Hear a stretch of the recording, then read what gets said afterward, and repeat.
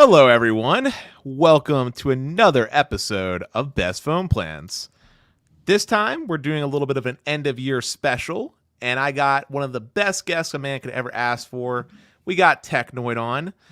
For many of you who don't know, Technoid is a fellow tech YouTuber who talks about a myriad of topics. He recently did a fantastic show on his channel with John Prosser, who is famous in the tech space for doing leaks, which after you're done watching this fantastic stream, I highly encourage going to his channel, subscribing, and watching through many of his pieces of content because me, Sneed, other people have all been on his channel at one point or another, and there's plenty of great content on there.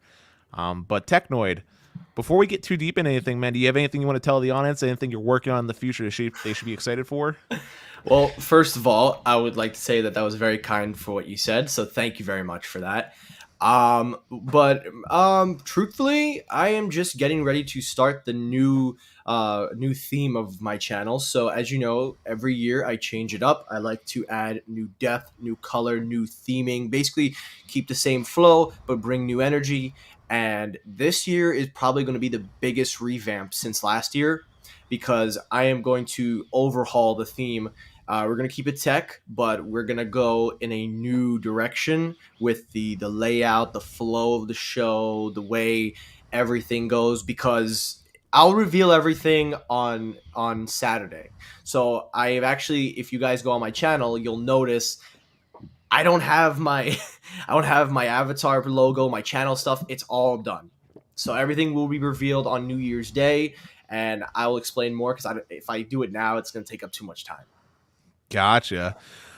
Well, I have a bit of a question since, like I said, we're at the end of the year.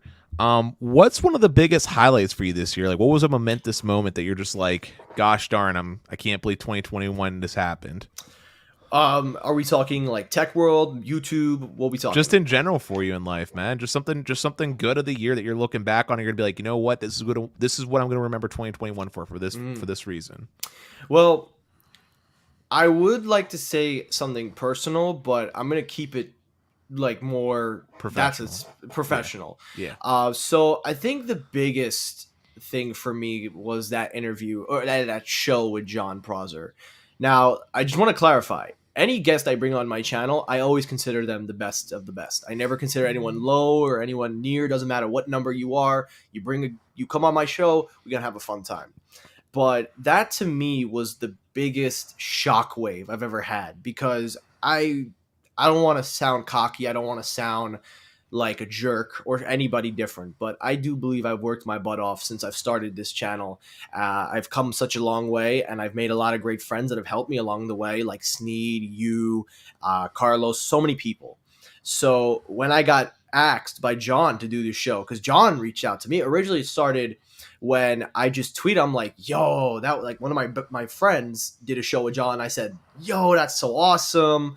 Then all of a sudden, John reaches out and goes, let's make it happen. I'm like, what?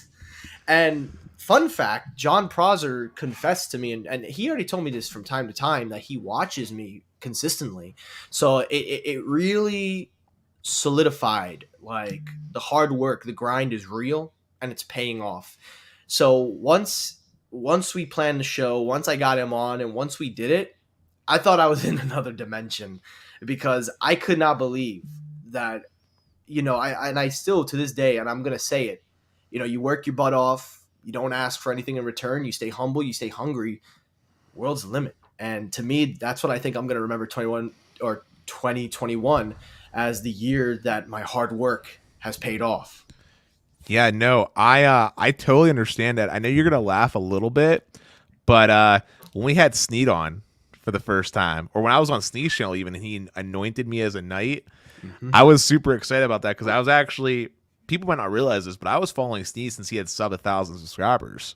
So it was really interesting to go from viewer to now Sneed being like a good friend. And in that same vein too, man, one of the best things of this year is like, and it's thanks to the podcast, is I've gotten to have a lot of great people on, like, you know, you saw the On Mecca Talk episode, you saw the Aaron North episode, but there are other people that haven't been on the show yet that have been able to reach out to me through the Discord or through Twitter. that I never would have organically interacted with. I don't want to name blasts 'cause I know some of them work for different companies, but I'll just say that some of these people I've actually had IRL beer like meetups. We had some good beer at some of my favorite restaurants, and if that person is watching, I know they know who I'm talking about. Yeah, that's the takeaway for me for this year as far as good events is the fact that there were so many connections and like you said, man, it doesn't matter about channel size. Like I said, Sneed, for all intents and purposes, might not have been our quote unquote biggest guest, but I was super jazzed to be able to communicate with him and meet you, of course. Although I think this is the first time. I think this is the first time you've been on our channel, actually. Oh yeah, this is actually my first time, so I'm probably gonna get fooled the hell out of tomorrow morning. So I better do my best to not disappoint.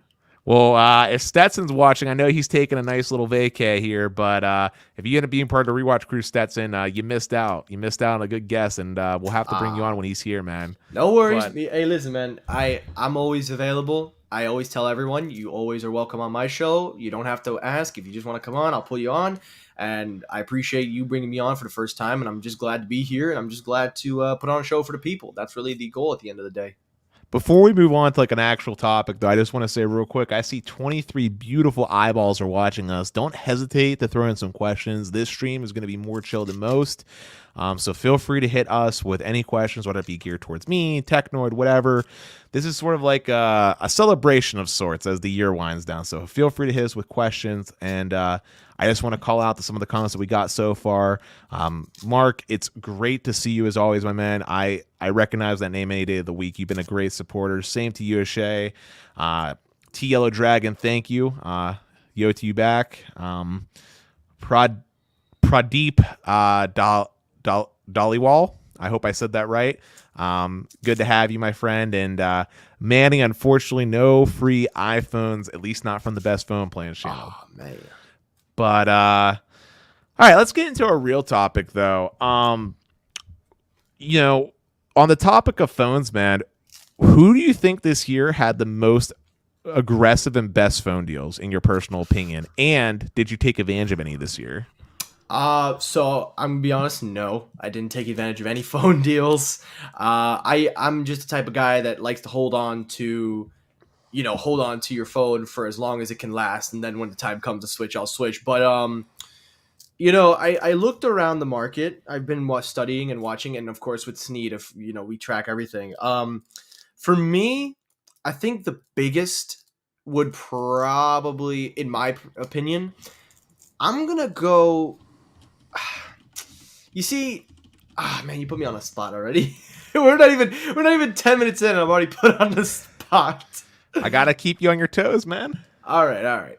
So I'm gonna probably go Google Pixel, the Pixel line, not the phone, just the lineup, because I have never seen Google so aggressively. I've never seen them aggressively pushed so many deals and promotions just for two phones that they've released in their cycle. We're, of course, referring to the A series and the 6 and 6 Pro. And what I really liked about the 6 Pro is not only did they offer double, trade-in value when you get, but they also threw in tons of incentives during launch for both the A and the Pro, like free Galaxy A series buds, or like a year subscription with Google One, or a couple of discounts here and there. I've never seen Google that aggressive. So I really think that they did a great job with trying to promote and getting new customers, especially with the Pixel 6 Pro. Yeah, the Pixels did do some aggressive promos this year, just straight from Google. You're right. On that note, I wasn't thinking that way, but Samsung did some incredibly aggressive promos this year as well for the S21 lineup. Now that I think about it, originally I was actually gonna touch on AT&T's promos this year.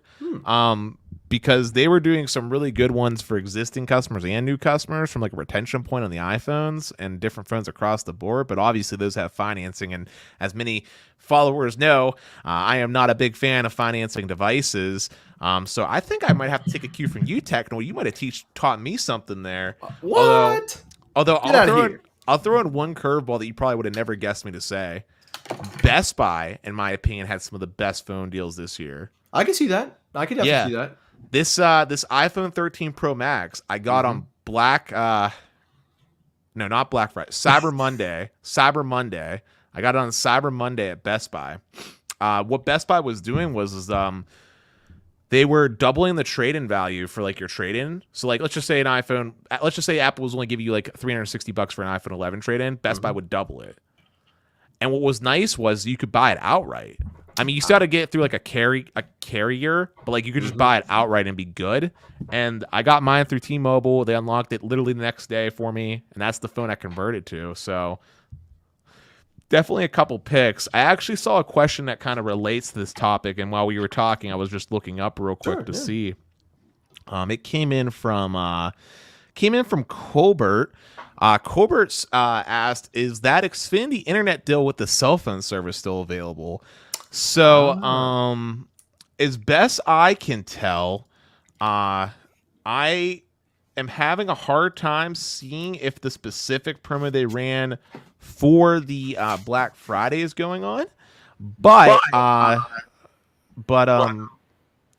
Carlos, let's mute you. All right, but I'm gonna share my screen here real quick. I do see Xfinity's running some pretty decent mobile deals, and the reason why I say they're decent is because they don't require faux trade-ins to take advantage of.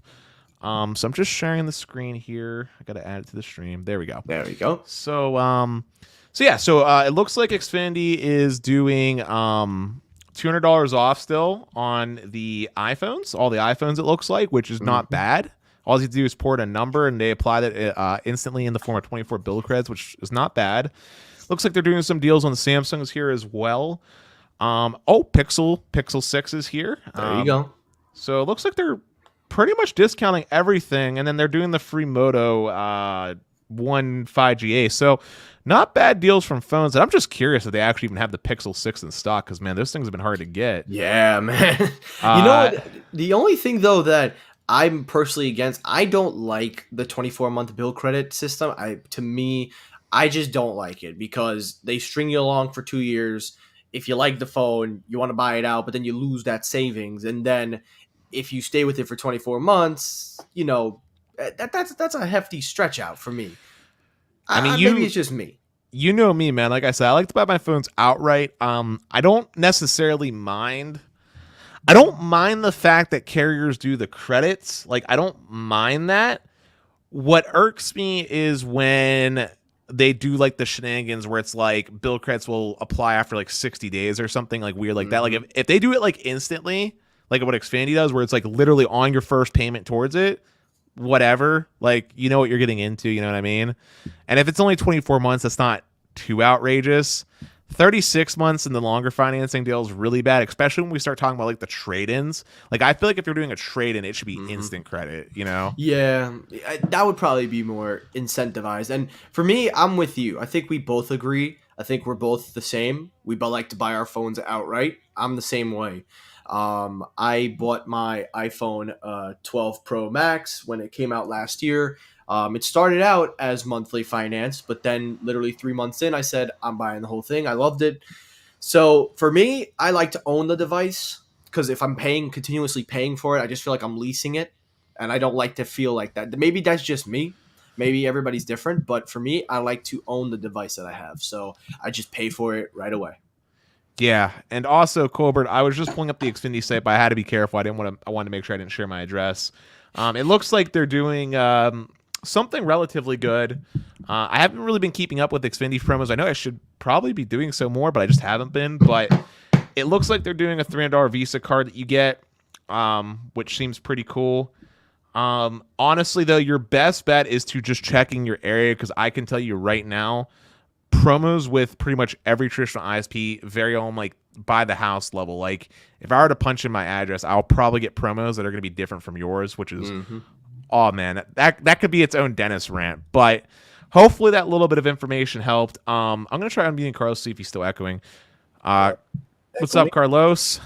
Hey, no, what I was gonna say is go on Metro, because Metro gives you $200 off the iPhone instantly. When you sign up, all you gotta do is port a number. Gotcha. And homie, you gonna hop on the camera, or are you not camera ready? I I don't know. I don't know what's going on with it. All right. Don't be camera shy now. Oh, bro, come on. That's the Well, bro. Carlos, I'm glad you could sneak in here to be in part of like this little end show sort of end of year party, so to speak. Um, I know you've met Technoid, I believe, right, Carlos? Oh, he's the biggest. He's the one that believed in me from the start. Of course, bro. That's like my little brother, bro. That I wish I had, Yep. bro. Straight up. Carlos is the man that I go to. I wish him everything. You know, Carlos can vouch. Whenever there's a holiday, or there's a birthday, or anything, I'm the one that's the first one to reach out or be like, "Hey, what's up?" Hey, he ain't lying. He ain't lying. I'm gonna do a couple more shout outs to a few more comments here as they kind of are starting to come in, and then we'll go on to a different topic. In fact, if you have one in mind, Techno, you can just put it to me in the private chat. Of course. But Justin, I'm glad that you could finally catch a stream live as well, man. Having you guys here always makes the live streams more fun. Let me tell you. Mark asked, "Is there any updates on C-band deployment?" And I feel like this is perfect time for you, Carlos. Do you have any word on C-band updates? Well, you already know, bro. You already know it's gonna be a very sloppy situation. You know, we're just gonna have to wait for January 5th and see what happens from there. Fortunately. All right. Well, that's the word on that. So I guess it's just the same old, same old. We'll have to wait. But hey, January 5th is just around the corner. True that. Albertese, man, I'm glad that you love hearing the podcast, and I'm glad that you're off of work, man. That's the best part. That's one of the best parts of the day outside of lunchtime. So Yeah, man, that is it. That's the fact. You get to go home, relax, take the drive, and just tune in to your favorite podcast. That's what's up. now, Larry R asked a fantastic question. He asked, "Are all MVNO providers on non-prioritized lines?" He was under the impression that Mint Mobile uses prioritized data. So Larry R, first off, thank you for the fantastic question. And like most things in life, it's going to depend. Generally speaking, most MVNOs are deprioritized for the most part. Now, there's a couple exceptions to that rule. One of them would be like Xfinity Mobile or like a Spectrum Mobile. They actually do get priority data when you have a 5G device on their unlimited plans. That was seen by Stetson's incredible testing, and thanks to the generosity of Xfinity for allowing us to do that testing. So that's one example. Another example would be on Cricket's new unlimited plan, their most premium unlimited plan. You do get priority data, the highest tier one. That's another example. Los Mobile would be another example of plans that are technically MVNO but get priority data. So there are some exceptions, but in regards to Mint Mobile specifically, Mint Mobile is deprioritized on the T-Mobile network. Same thing with other more popular options like a US Mobile or a Visible. All of them are deprioritized in those scenarios there. Hopefully that helps. And also worth mentioning, but Stetson does have an incredible website that he's made for the best phone plans. If you go to bestphoneplans, I believe.net, you can actually see in the little cards which plans have priority data and which ones don't. Very useful tool for helping you pick something that will best meet your needs. Let's see. Ashay said the only thing she hates about the Google Pixel 6 is the difference between the Pixel 6 models and that not all phones have millimeter wave. Technoid, as someone that loves the Pixel 6 and Carlos too, what are your thoughts on that? Well, the millimeter wave technology phones, those are limited, I believe, to Verizon, I've heard. I do agree with that. I do think they should have released the millimeter wave version of the. I mean, first of all, we shouldn't have to have several different models distinguishing them by cellular technology. We should just have one phone with everything in it. I feel like that's one of the reasons why the iPhones usually sell better in terms of consumer handheld devices, because you don't have to market it anyway. Apple puts everything in it, and there's no 5G 4G model. It's just what you get is what you get with no compromise. And I feel like Android OEMs really got to catch up on that. They really got to stop releasing special models, and they got to start focusing on one device with everything in it. But I would argue, though, that in this case, because the millimeter wave is only being pushed by Verizon, at least with the biggest ultra wideband, marketing scheme that we've seen, I kind of understand. I do kind of get it. but I do agree with what he says, and I do think that we should stop. Like, I think Android OEMs really need to stop with making several models and just make one device with everything in it. But do you miss? I mean, do you feel like millimeter wave is going to be missed with how currently things are at the moment, with the exception of Verizon? I mean, Um, I mean, if you have Verizon, you're fine. T-Mobile claims. I mean, I don't really want to talk too much about them because we know what their layer cake is going on in their charts. But there's some kind of ultra capacity 5G, which is like millimeter wave for T-Mobile. So maybe T-Mobile could have benefited from that.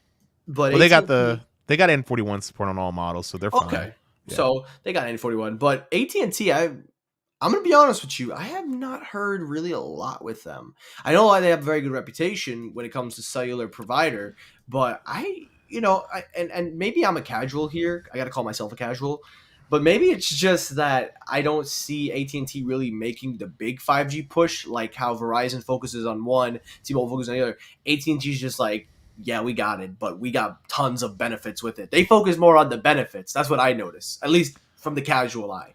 No, it's actually, see, this is one of the reasons why I'm really happy we got you on. It's great to hear a little bit about the casual perspective, someone that's not nitty gritty deep diving into the tech, Hey, right? listen, I'm the only person you're gonna hear who call himself a casual. Hey, that's totally fine, man. It's good to be honest. So, but you are right though. AT&T right now doesn't really have a 5G network in any meaningful sense. They have basically NSA, non-standalone 5G on band 5, I believe is what they're using it on in some places. And then they have a little bit of millimeter wave sprinkled some places, but they're really not doing anything any meaningful yet. That won't happen until C-band. So you're right. 5G, not really a thing that matters at the moment at AT&T. Right now, but it really doesn't matter for them at the moment right now because their LTE network is so capacitive, at least Yeah. generally speaking. And then as far as millimeter wave goes, the only carrier that's really going like hard into millimeter wave has been Verizon. It's actually pretty important to have if you live in one of those millimeter wave cities, which I believe, if I remember correctly, you're in New York. Yep, you're correct. So yeah, millimeter wave, I believe, is pretty well covering in New York for Verizon. Oh yeah, bro. I can actually vouch for that because I've been to the city several times this month. I've traveled from each borough. In Brooklyn, there were random spots that I did not expect to get 5G ultra wideband. Like literally driving under, the subway station. Like it's in Brooklyn downtown. You're heading downtown near the subway. I never thought I'd be seeing ultra wideband down there. I also did not expect here on Staten Island. People know where I'm from, so I'm not ashamed to say it anymore. Because if Pete Davidson can do it, I can do it. On Staten Island here, literally across the street from where I live, there's a Walgreens, and they installed 5G ultra wideband, and I'm like, bro, I can literally save some money here. All right. Well, let's touch on another quick question here. It's this one's definitely geared towards me, but I'm gonna answer it. So Kyle asked, what are my thoughts on Ubiquiti equipment? What speeds can you get wirelessly? So Kyle, generally speaking, as a general rule of thumb, you shouldn't expect more than like 600 to 700 megabits per second over like a Wi-Fi 6 connection. Like that's really, really like ideal like scenario.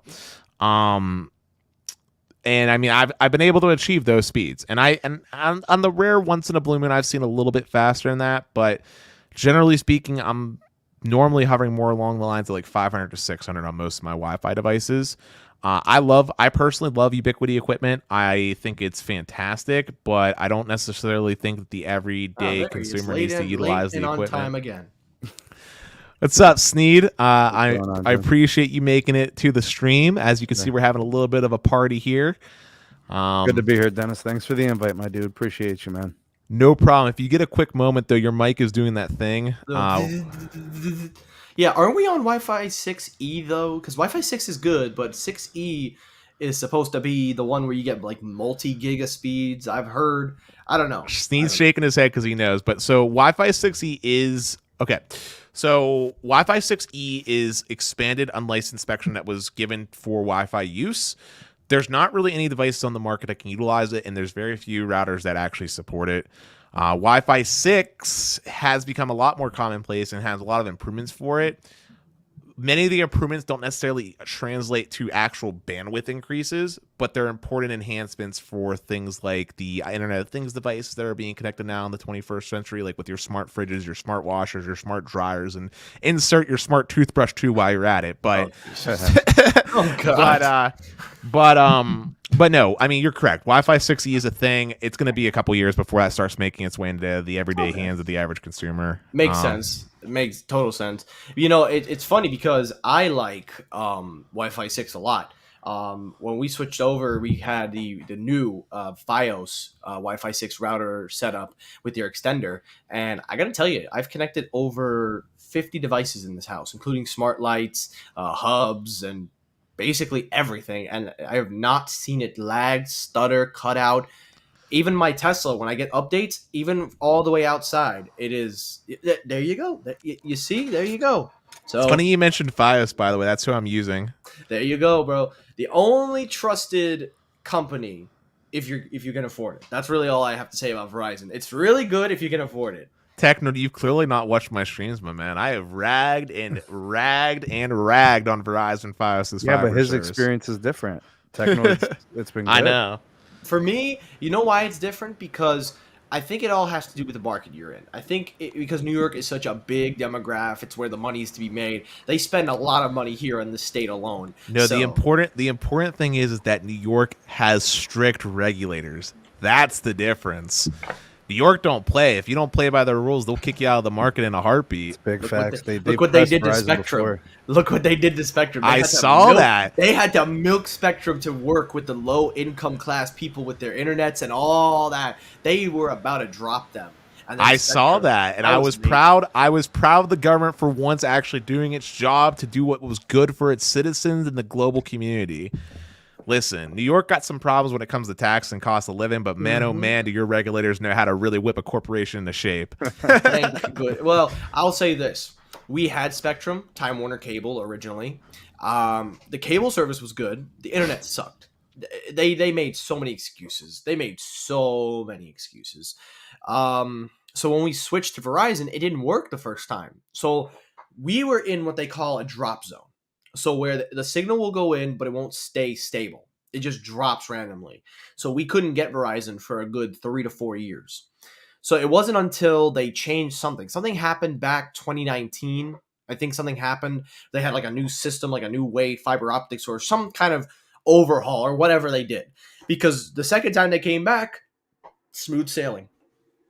And we have had not one issue. The fiber optic speeds have been great. I am currently the only one in this house that uses the Ethernet ports. So when I'm playing on my PS5, I'm blazing through on Vanguard and 2042. There you go. two things, Technoid. One, I'm envious of you for actually being able to get a PS5.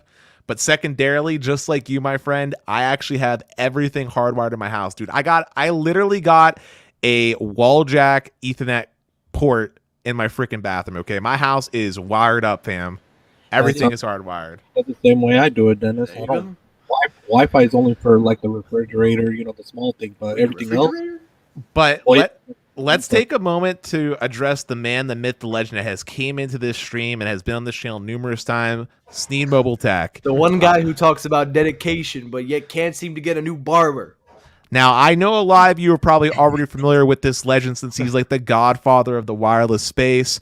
But if you've not done so already, and when we're done with this stream, I highly recommend you check out his channel. He is a great producer of content, always on the pulse of the wireless space and first to post content when it comes to the daily news. Sneed, I couldn't ask for a better friend, and I couldn't ask for a better man to be on the show to kick off the end of this year. So thank you for making time, man. You're welcome. Thanks for having me on, dude. Appreciate you. Now I gotta ask, man. It's been a few weeks, all right. We had to get one of our awesome viewers, Kyle, here, ask us about like Wi-Fi experience specifically with me with Ubiquity. But speaking of Wi-Fi, I know you've got the Lambo, so to speak, of routers, combined with one of the, in my opinion, one of the best ISPs in the country, AT&T Fiber. How's your experience been? You were shaking your head with that Wi-Fi 6E, man. What's been going on here, man? The Wi-Fi 6E situation it's cool if you got it. I wouldn't go out of your way to get it though. Like let's say you got a piece of legacy tech, an older router that needs to be upgraded. It's failing or it's like 6-7 years old or something. You got to upgrade, right? Well, now you're looking at 6E as something legit. But if you upgraded last year and your device is still kicking, your router's still good. I mean, are you? I mean, Carlos will tell you, you're not running out to get a 6E router. It's not an obligation, because here's the thing: when you're on the 6E connection, you're only connecting in probably 80 to 90% of the house. You will, like, if your house is 2,000, 3,000 square feet, you're going to have to play with the placement a little bit to get it to reach. Even in the case of the Lambo, which is a really kick-ass router, it's hard to cover every corner of the house, especially multi-levels. Well, that's So, what mesh networks are for, having access exactly. points. Then I would go that route, because but if you're trying to keep things simple, stupid, simple, Mhm. and you're just trying to do one piece of hardware, then that's kind of like my approach with the 6E. It's good when it's connected; it flies, dude. Like, I'm getting like 800, 900 up and down I know on that the was 6E insane. connection. So like, I don't think there's any limitation on that channel. But once you get to the second level, like, I've got it in the lower level, I'm testing it right now. I'll eventually move it to the main level, and then my 2,300 square foot home will be good. But I could see a 3,000 square foot home needing a mesh system with a couple of access points. So and on a- then I think the 6E, you got something. On a quick side note, Sneed, I think we talked about this before, but what if someone's on a Wi-Fi 5 router? Do you think it's worthwhile getting a Wi-Fi 6? Do you kind of agree with me on that stance, or do you still Yeah, think? I think so. I think it's time for that. I mean, especially if your router's 4 or 5 years old. I think the upgrade is substantial enough, and you're going to get a nice piece of hardware in 2021, 2022, right? It's going to be pretty much future proof for what, next 5-10 years. Oh no! Maybe like people should be replacing the routers. I would say every like 4 years ish, 4 to 5 Well, years. And the reason for it, Sneed, it's not just because of the enhancements that come from Wi-Fi, but it's the firmware upgrades and the support from a security standpoint, right? They only give you like 1 full year of guaranteed support. So after that, it's like it's up in the air whether or not you're going to get any updates.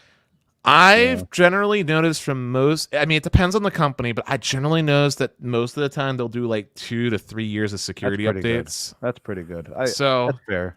Yeah. So, I mean, generally speaking, like it's usually 2 to 3 years I've seen a security updates, and maybe like Security a year. matters, Dennis, when it comes to routers. I mean, people are breaking into your connection if you're not secured, So, yes, you know me, I'm always for security. I'll also be upfront in saying that for people to break into Wi-Fi, a lot of the vulnerabilities, at least that I'm familiar with, require that person to actually be in range of your Wi-Fi to actually do what they got to do.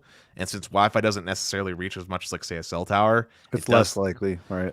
But it depends on where you live. I mean, if you're in the city, Dude, if you're in an apartment, man, ooh. Yeah, you got like 100 different people that can connect. Now, if you're in the middle of nowhere, like where I grew up at, then it's not so much of a problem. I know, and in those apartments, bro, everybody thinks there's some fake ass anonymous hacker with a stupid hoodie on, bro. Like, let me find out, bro. I'll be sniping them from the rooftops, dog, straight up Batman style. I'm gonna answer one more follow up from Kyle. He also wanted to add on to the question he asked me. He said, what speed should I get from Verizon? Do you think I should save and go for $300 for $40 or get gig for $90? Wow, Kyle, that's a pretty steep price difference, man. Yeah, so Kyle, here's my honest piece of advice, and I'll let everybody else chime in. But me personally, my friend, 300 by 300 is plenty. I've said this before, but there is a point of diminishing returns when it comes to internet speeds, in my humble opinion. Somewhere around the 400 megabits per second mark is when I can't really differentiate between any more gains. And 300 by 300 is plenty for everything you're going to do. Files will download plenty quick. Remember, it's fiber, so it's symmetrical, so you don't have to worry about limitation on the upload side. You should be looking glorious, and I would pocket the money unless you have a specific use case that warrants you paying extra, i.e. like if that extra money spent is more meaningful you to save that time because you'd be making more money if things were a couple seconds faster, then that's your justification. But to be honest, there's very little real world applications that require an actual gigabit pipe. Here's what I would do. Get the 300 by 300.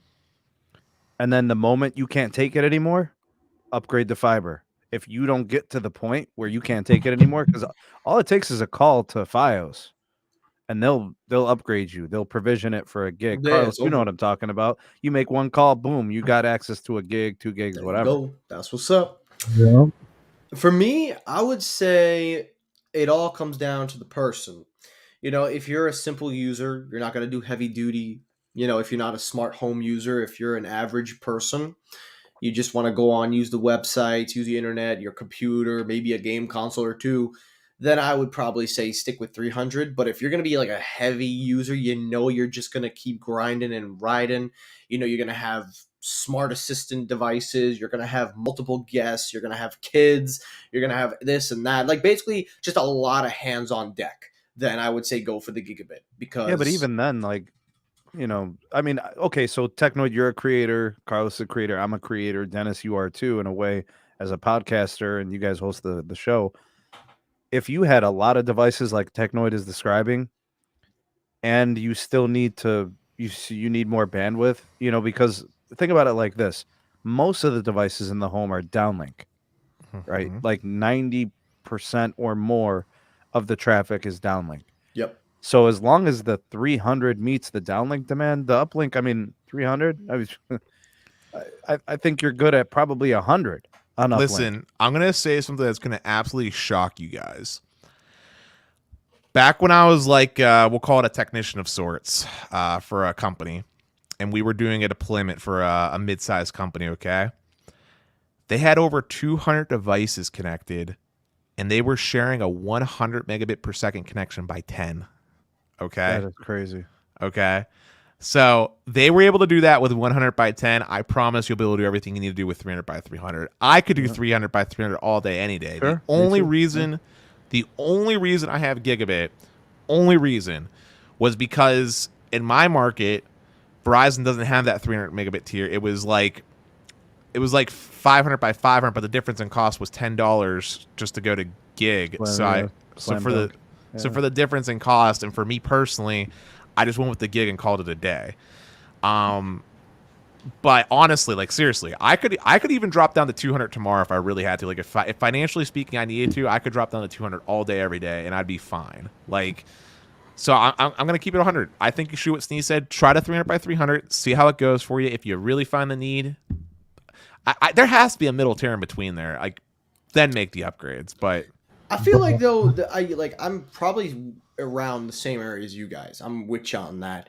I just think that because of how modern everything is getting, because people now have smart TVs that require, unless you're hardwiring them, but nowadays house schematics don't even put an Ethernet port in the living room. Most of the Ethernet ports are in the bedroom, which is where you're probably going to run everything, or in the basement. So I feel like for me anyway, I was with you on that story you mentioned. That was the difference in price. That's why we went with the gigabit, because it was a difference of $5. So we said for $5, let's just get the gigabit because why not? And it's definitely coming a lot handy, especially now that everybody's streaming in 4K. Everybody's got smart bulbs now. Our house is literally I can't set it off, Lexi enabled house. See what I did there? But I would say though, yeah, maybe 300 is probably good.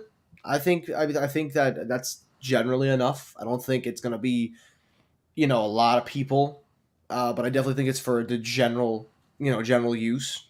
But if you need that gigabit speed, then go ahead. I mean, I don't see justified if you don't need it because I'm running 11 offices on a 1 gig connection right now, and I'm still getting 900 down right now as we speak, and 900 up, and everybody's here right now. Yeah, and but Carlos, using- I'm sure when it all surges at the same time, we are it using drops down to like 500 or something. But yeah, you got plenty of head. Never. it does they live stream too. The 4 of those offices live stream 8 hours a day. You've never seen it drop I've never seen 500, it 600, nothing. lower than No. 800. 800. 800 Oh, boy. lower than 800 by 700. That's the lowest I ever seen it. Oh, wow. The best advice I could tell you, dog. Whoever was asking about it, you said it was John. Was his name? I forget whose name it was. Just try the 300 by 300. The money savings there is $50, dude. That's pretty good. Try it. If you got to upgrade, you upgrade. There you go. That's what's up. Yep. But yeah, so there were some other comments that were coming in, and then I want to touch on a topic that I know we covered on RFK Tech's channel and your channel, Sneed. But let me just answer a few more comments, and I promise we'll get into it. Um, Carlos, great question for you coming in from Craig. I'll let you answer this one, bud. What's the priority data for lowest mobile on T-Mobile? Do you know the specifics on that, my man? They said it's supposed to be the same access as their so-called FirstNet priority access. That's what they told me when we set it up. So it's supposed to be similar. So basically, higher than a normal consumer plan, but Higher than a consumer, a little bit higher than business, because business is supposed to be the highest tier before anything else. But they said it's supposed to be similar to FirstNet, to gotcha, their version of FirstNet. gotcha. Oh, here's a good question from T Yellow Dragon. He asks, "Is it true that US Mobile was working on priority plan on their Super LTE or GSM LTE networks as a beta?" So I believe that was something that was talked about earlier in the year. But as we know from US Mobile, it's always to be determined when those things actually make their way. I mean, we're just now getting ultra capacity, eSIM support, and Wi-Fi calling being a thing. So we probably won't see priority data if it does make its way until 2022. Man, That'd be my people just predictions. really want Verizon access without being on Verizon, man. Yeah, man.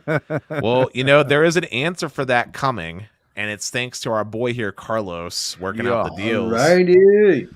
Lowest mobile Verizon, that will probably be going up beginning next year. Beginning of next year, some point, we'll probably make the plans officially live for everyone to order. So that's the answer.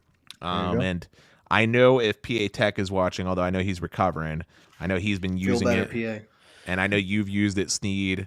I've obviously used it, and you guys see me test it in the Pittsburgh market, and we'll be testing it when I'm in the airports here. Which, for anybody watching that doesn't know, I'll say it here on the stream too. January 4th, I'm actually going to be flying out to Denver to go see Stetson. We're going to be meeting up in real life. I'm hoping to meet up with the Bearded Dragon and have a great brewski. A lot of that content's probably going to be going up to the Patreon exclusive because I don't think it's going to be necessarily right for the YouTube channel. So that's a great opportunity if you're not so already. Become a member of the Patreon, which you can do so by going to patreon.com/StetsonDoggett. Dog it. But anywho, we'll answer some of these other comments coming in. But Sneed, I want to talk about one of the bad things that happened twice this year, and just to make sure everybody is aware that sees this in case they didn't see it on your channel. Yeah. Basically, it's the T-Mobile data breach. You want to give everybody a short synopsis of what we know so far? They got breached in August. That one was pretty big. 50 million customers affected. This one, smaller, because that'll make whoever got hacked feel less bad, right? So they had a second hack in 6 months. The last one was in August. The risk, I guess, or the main thing that was going on with this particular hack is SIM swapping, or SIM hijacking, as they refer to it. And then I guess some people were able, because they got the SIM hijacking and those people had the two-factor authentication to change the account PIN. They were getting into accounts, ordering phones, putting charges onto cards and payments because they had the authority to get in. And then people were trying to get into their T-Mobile accounts and they couldn't because the password and the PIN was changed.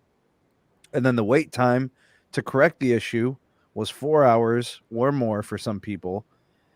So it's been a rough 48 hours for certain individuals affected by this hack. But this is hack number 2 within the last 6 months. This is hack number 7, dating back to the beginning of 2018.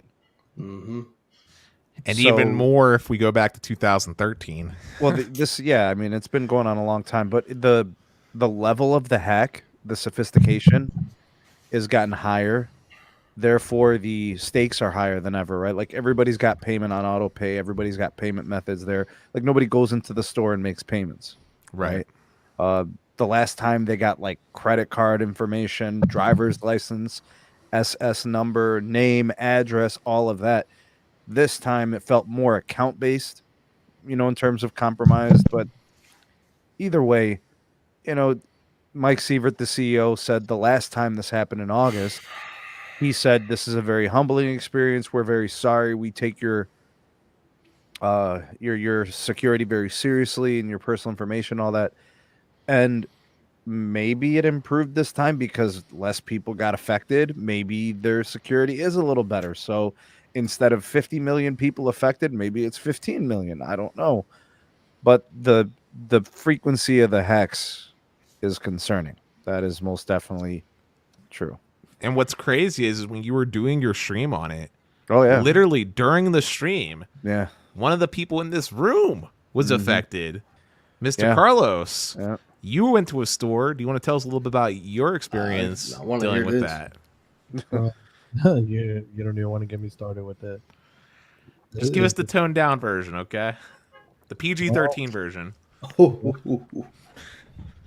Damn, bro. I mean, basically, Sneed I went and checked my phone. I was like, Sneed, let me go check the phone real quick. Let me see what's up. I go check the phone, no service. Literally no service. I call. Yeah, I got a hold of somebody within 5 minutes, quick, and they were unhelpful. So they said I had to go to a store. So I went to the store. Literally, I was there for 2.5 hours at the store with other people complaining, other people saying, "Give me my account number." You have people slamming their phones on the counter saying, "I want my account number now," because I have no access to my account. Just like me, I had my login was reset, my PIN. I called customer care, even my PIN did not work. Like it was crazy, man. Even my Sprint account, like I still honestly, I haven't even called to get it fixed. I haven't even called yet. So supposedly my name is Brian Hernandez. They changed Hey, the account. It's my social, my birthday, but it's under a different name. hey, Technoid, as someone that I don't know if you were following it, but were you aware of this before we mentioned it? Oh, believe me, I've been aware every single time they've had a breach and a hack. Were you impacted by any of them? Nope, thank goodness, because we left T-Mobile so long ago that I do not regret leaving. Oh, who do you currently use? Verizon Of wireless. of course, of course. Well, it works the best here in New York. It's a fact. New York is Verizon made, but oh, go ahead. I was gonna say, well, I was gonna say that's actually surprising. My experience in New York was that AT&T was probably the best one there. They're tied, but Verizon puts more money into their network, especially in downtown Manhattan, and now Staten Island's got a big push. But I'll just real quickly on this data breach, I'm not surprised. I'm not really. I feel terrible for everybody that got impacted, but I gotta. In the words of Sneed, Sam, I gotta say this: you gotta call a spade a spade. Mhm. This has happened many times. This has happened not once, not twice, not 3 times. What is it? 4 times now? There's actually something even more concerning than that, Mike. Is there are people defending T-Mobile? I'm gonna get to that. I want to get to that. Okay, go ahead. Don't Go worry. ahead. I'm Go not gonna ahead. go. I'm not going rated R because Do your that level thing. of anger is gone. But I am just so tired, and I am so fed up with the crap that T-Mobile has put out. And what I mean is, I'm tired of literally hearing PR statements telling that, oh, it was a small breach. It wasn't a big breach, but then the evidence shows it was a big breach. So you're caught lying, number one. Number two, just what Sneed said. The people that are defending them. I'm going to say this. If you are a T-Mobile shilling and you defend all of their actions, and I do not, and I'm saying this with all sincerity, I hope you were affected. Because then it'll finally make you shut up. And I do not care if you don't like what I have to say, because guess what? It's because of you, the people that are making the excuses and defending them, you're the reason that nothing ever gets changed. You are the reason that no progress, no accountability, not being able to speak up will never make T-Mobile be held accountable. So I hope something bad happens to you, so that way you finally speak up. Thanks. And most of all, and I'm going to end it here, it's about time somebody stepped the hell up and said, we got to investigate. Neville's doing God knows what he's doing. Mike Sievert has truly the PR. I can't even make jokes because it's not funny anymore. Like, I would joke, I would call him Eugene, I'd call him. I'm the one that started the Eugene. Sneed will tell you, I called him The Eugene Yackle. Yackle. The The Yackle. Yackle. That's There you right. go. But I can't. I cannot joke with this anymore. It is bad. It is so severe. And I am so fed up. And I just don't have any more ounce of anger and push in me because it is You, what it is. you want the updated numbers? I got the updated numbers on the breach. Yeah, that'd be good, Carlos. Let's hear it. 15,760,000 so far, Jeez. and that's coming from the source inside. Gotcha. Well, I want to say two things. One, I don't hope anyone gets impacted by this, even if they're one of the defenders. I'll be honest. I know that's would probably maybe change their wording on it, possibly, but it's not something I wish upon anyone because the ramifications from these the information that's being linked can be devastating and have a ripple effect. So I don't wish it upon anyone. But the second thing I want to do is I kind of want to bring out Socialist Dennis Cap for a moment. All right, You got a cap now. Socialist Can we Dennis. call it Socialist Dennis beanie at least? Yeah, dude, we need to get, dude. You know what I need to get, bro? I just need to get like with the hammer and sickle. I need to get him a beanie, bro. Just hammer and sickle. Yeah. But all right, listen. This is what I want to see happen. I don't know if it will happen, but this is what I personally want to see happen. I want to see the government get involved and literally set a groundwork for standards on how information should be handled when it comes to CP&I in the wireless space. I talked about this in our spaces when we were on Twitter. I don't think I talked about it on live stream, though. Basically, what I want to see done is an equivalent almost like HIPAA, where it says basically like if you're collecting a customer's social, this is how it has to be stored. This is how long it is allowed to be kept into the system. Same thing with payments. Same thing with addresses. I want it to basically be treated in the way that they treat corporations' money. I want it extra secure under Fort Knox level security, regardless if it's something as simple as the utility company to the telecom company, because this is a global wide issue across the board. Just across the board, it's a problem. That's my solution I think needs to happen, because right now there is no set standard on any of this stuff, whether it be two-factor authentications when it comes to verifying accounts, whether it be PIN link. There's no set standard, and that's the biggest reason why this is a problem. Well, I think it's more of our regulators and our legislation it's not really built to handle these types of situations, right? Like we don't have any type of technology reform in our country that's on the horizon, right? We're going to need a complete overhaul of consumer protections that involves digital literacy on the form of our representation. It's just not there. You know, if your average lawmaker is 65 years old, 60 years old, I mean, what do they know about modern digital problems? What do they know about, you know, data tracking and intercepting, you know, consumer information and hacking systems? They don't understand what any of that means. They just learned that there's something called Apple Pay. The answer to that, Sneed, is a Jeopardy answer. Not a damn thing. They know nothing. I was gonna say it's bad. Sneed, do you remember when they were doing the press hearing with Mark and who's the CEO of Google? Please help me, someone.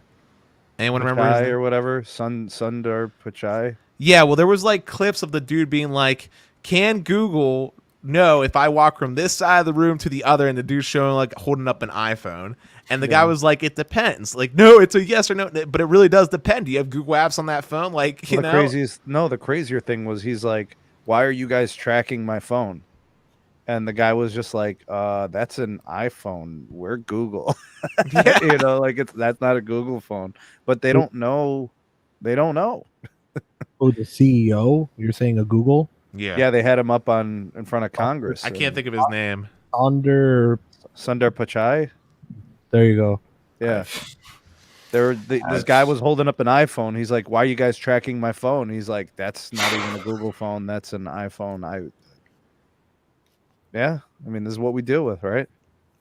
This is our representation. We're not properly represented, right? We need people that understand the digital world. We need people that understand the social media world, right? The data tracking, the digital payment systems. They don't even know what crypto is. They don't even get it. Sneed, do You you want to know, know something sad? What do you think the average age is for a U.S. senator? Oh no. it's got to be 60 years old. Anybody else have guesses before I answer? I want to say 50. Carlos? 65, man, because these guys are old. 62.9 years old is the average age of a U.S. senator. We're close, Nick. We're close. Yeah. Yeah. I wasn't. Now that's a problem. That's a real problem. That Talk is about a being out of problem. touch, man. Like, oh my goodness. That's the reason why we got a real problem, all right? Like, I know, look, I always know laws have always been behind when it comes to technological evolution and stuff like that. But Yep. like we gotta step our game up, man. I mean, like, even warfare, like when we talk about warfare and stuff like that, like, war is not fought in the traditional sense anymore. Boots on the ground warfare is not how modern day war happens, right? It really is cyber warfare. It's economic warfare. That's how you beat like other nations down. Not to get too political, but like a lot of these hacks that are happening are having devastating consequences. Like the what was the oil line? The oil line that we had happen this year. Do you remember that, Sneed? Gas prices shot up because of it. Yeah, Carlos was definitely in tuned with that situation because I mean we saw gas prices. I mean, heck, here I think it went up 40 cents pretty much over the course of the following 2 weeks. I mean, it's a real problem because everything is truly everything nowadays is truly internet connected. Like I know out here in Pennsylvania, they've been updating streetlights, connecting that up into the grid, and they've been adding these like little automated like speed traps.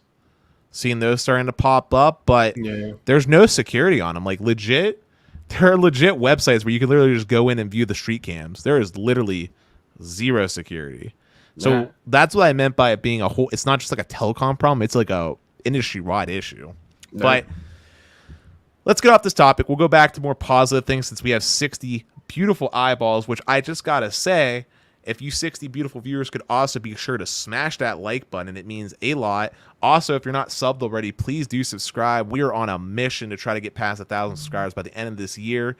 That would be the best Christmas gift, even though it's a little bit late for me. But if you could do that, it's much appreciated.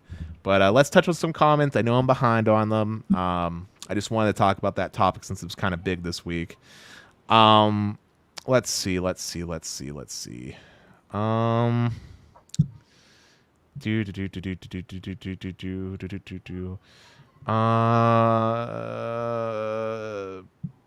there's so many little side channels that were happening here. I'm not seeing anything. I must have missed all the good stuff. But what's up, Nam Kazi? Thank you for coming in. Planet Earth. I'm doing good, man. Sorry it took me a minute. I'm really behind on these comments, aren't I? Got some troll comments. They're always around. That's okay. I'll take the extra eyeballs. Why not? Okay, I guess I wasn't as behind as I thought. It was just a lot of comments coming in. Well, look, let's see. We talked about the T-Mobile event. We talked about something good was for you. Sneed, you weren't here when I asked this, but I'm going to ask it now since you're here, man. With the end of the year winding down, what's one of the best things that happened for you this year? Just in general, like. I got fiber. You know, that was pretty awesome. Like tech wise, I got fiber. I don't know. I mean, it was a pretty good year. I don't know. The school year was pretty standard in terms of like work, so that was good. You know, we were back in the full building mode. I don't know. I'm a little disappointed with some of the tech. Like, for example, like my Google phone doesn't work great on Verizon, so that's kind of bummed me out. Stick to good things. Stick to good. Yeah, things. but I was glad to get a flagship Google phone. You know, because the 5 wasn't really flagship, so I was happy with that. I've been happy with the iPhones. They've been good. I got a Pro Max 13. I got a 13 Pro. They've been great. You know, they're improvements over the 12 and the 12 Pro, so that's good. Mm-hmm. You know, I don't know, man. I'd like to see C-band get cleared, and then that could kind of be like something good from the year. You know, if it would go live, I guess it would go into next year. But you know, I also like the competition within wireless. You know, I see like the carriers are kind of going at it. They're competing. They're paying people a lot of money to switch to them. So people are getting great trade-in deals on devices. That's good to see. I'm not really a device trade-in type of customer, but there are people that switch to carriers based on the trade-in deals and the phones. So they're probably happy as ever. They're getting 1,000 a switch and all of that, so they're probably thrilled. And you know, the competition's healthy, dude. People are getting T-Mobile home internet. People are getting Verizon LTE and 5G home. I mean, it's giving people some connection options that they didn't have before. 3 years ago, we didn't have any of this. 2 years ago, we didn't have any of this. Now it's starting to happen. You know, as somebody who had Cox Communications for the last year as an option, like I mean, I was willing to take anything over Cox Communications, like Verizon Home, Los Mobile, like anything else was going to be way better. So, and Starlink picking up steam. You know, they can get some mass scale launches of some satellites. That's going to help people too. Carlos loves his, you know. Yeah, my standout thing was basically just the connections. Not to toot your horn, Sneed, but we were talking about, like, I was talking about having you on. I was talking about having Ahmed talk. Like, that was my big thing. Also, Carlos, this is your channel, right? The Carlos S Tech that says, hey, that's actually you. Hold on, right here. I'm going to make you a mod, bro. Mod Squad. There we go. But Add as a moderator. Ba-boom. Also, we'll name Namikaze's good too, right? Yeah, he's a good guy. All right, yeah. Boom. Mods. All right, mods. Keep things kosher for me. Chanel 808 is good too. Kosher. Chanel 808. Good man. Good man. All right, there we go. Oh, and Sebi, he just popped in. Seabass. Add as a moderator. There we go. Help keep things kosher for me, guys.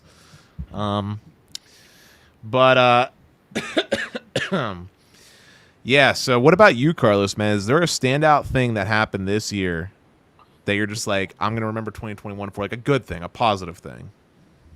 Well, I mean, I was basically forced to move out of my other house to move into one of my other rental properties, and I got millimeter wave now inside of my house. I got fiber, well, 2 fiber options now as of yesterday. What else? I got the Starlink, everything. So yeah, I don't know. Like, I think we advanced from being Cox only to having more options. Feel me? Sucks to downgrade home, you know, from 3,500 square feet to 50, but you know, it's all right. Okay. Also, Tim Ball, thank you for subscribing. To anybody out there that isn't already subscribed, make sure you become one of the fellow subscribers like Tim did, so you can get extra content if you enjoy seeing me. And I also just want to say again, these awesome guests that we have on, making great content. Technoid talks about a variety of things. He's going to be doing a big rebranding next year. He also had one of, honestly, the best guests a man could ask for at the end of the year with John Prosser, who's just infamous for his Apple leaks. We're not done. That's the best part. We're not done yet, because as soon as we finish up here, I got a show on my channel tonight at 9 o'clock, in just an hour from now, and I'm actually bringing on Digital Trend. If you ever heard of Digital Trend, he's a audio headphone reviewer. Somebody I've looked up to. Another big inspiration. I'm bringing him. We're going to end the year. That's my last podcast, which will be going on soon. That'll be the last one for the year, and that's really the end of the year special. Of course I'd love to bring John back on, but he's a busy man, so you can't get too many people on. You know what I mean? Of course. And then Sneed's a great channel to go to. He constantly has his pulse in the wireless space. He's constantly making little shorts and stuff like that with little bits of info. Really good stuff. Recommend checking him out as well. I know Sneed doesn't like this. I came up with the name for myself, but he's the godfather of wireless since he's the oldest among us. So yeah. But this is sort of a little bit of a throwback of sorts, but Daniel was on the mark with what he said when it comes to security. Weakest link really is people. I've said this on the show before, but I'm a big proponent of removing the human out of the equation whenever possible. Since a lot of times when data breaches or anything do happen, it's because of just social engineering. Usually, assuming that passwords are strong and security measures are in place like two-factor FA and various other forms of encryption, it's pretty hard to brute force, and it's honestly not really realistic to password crack something if it's not something you can find in the dictionary. So you're definitely right, Daniel, and I appreciate that comment.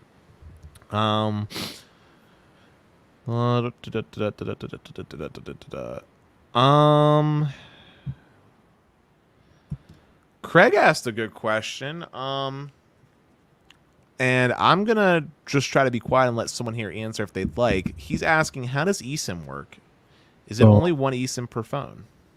On eSIM on an iPhone, so the new 13, you can use 2 eSIMs at once. So you can either use one physical SIM, one eSIM at the same time, or you can use 2 eSIMs. But you can have up to 4 eSIMs stored on there and then just switch between them as you like. So basically, in short, it depends on the phone. Most phones only have support for one eSIM at the moment, iPhone 13 being the exception, which has support for dual SIM and eSIM mode. But you can only have 2 SIMs active concurrently, but you can save the other 4, and you can always change between those numbers pretty much at will just by going into your settings, which is super convenient. I can tell you that I personally have 3 different lines on my personal primary driver iPhone. One's my main T-Mobile line, one's an AT&T line on the Elite plan, and then finally I have one, thanks to Carlos, with the Los Verizon line. So that's what I currently daily drive. And also, I know people were asking about the Bearded Dragon. Pete is in the chat. He has landed in the chat. Welcome, Pete. Good to have you aboard. Good to see you here, Blaze, as well. Love to see the friendly faces. I'm so glad that all of you are here. It's hard to believe an hour and some changes already went by, and we've been touching around 55 viewers. This has been a good stream. Oh, you hit 900. Congratulations. You're almost What? there. 900 subs? Yeah. No way. Congrats, big Oh, man. wow. We did. That's what's up. Congrats, big man. Thank you. 100 more to go. 100 more to go. The big hundo. Well, I didn't say this, but I had a poll going on when we were talking about the T-Mobile data breach. I'm going to end it now. I just asked the simple question of it, who was impacted, yes or no, and the results are coming in. 10% of the viewers in this stream, so that'd be roughly about 10 people out of the 50, were impacted by the data breach, just in our small little sample. Mm-hmm. Which is pretty much in line with what Carlos reported with the numbers. I mean, it's sounding like from the way things are cooking, it's between, 5 to 10% of T-Mobile customers? Mm-hmm. So that is definitely interesting. Bro, the night of the breach happening, I got us from my AT&T source. Literally, he said, in California, at the store in Rancho, they did not close till after midnight because they had over 500 lines they ported in from T-Mobile. Ooh. So they literally stayed 4 hours after work just to finish the customers. So I'm going to do something a little bit different. And it doesn't really happen on the podcast. In fact, I don't know if I ever really see podcast hosts do this, but I want to give each one of you 3 a chance to ask me a burning question if you have one about me, and I'll do my best to answer. Oh, man. Yeah, I've done this before. I've had some weird ones asked. Well, if it's something too inappropriate, I'll just say no. But Nah, no way. Go ahead, Carlos. No. You go first. You're the first one on there. I'll go What? second. What? Oh, man, you're going to make me throw me right away.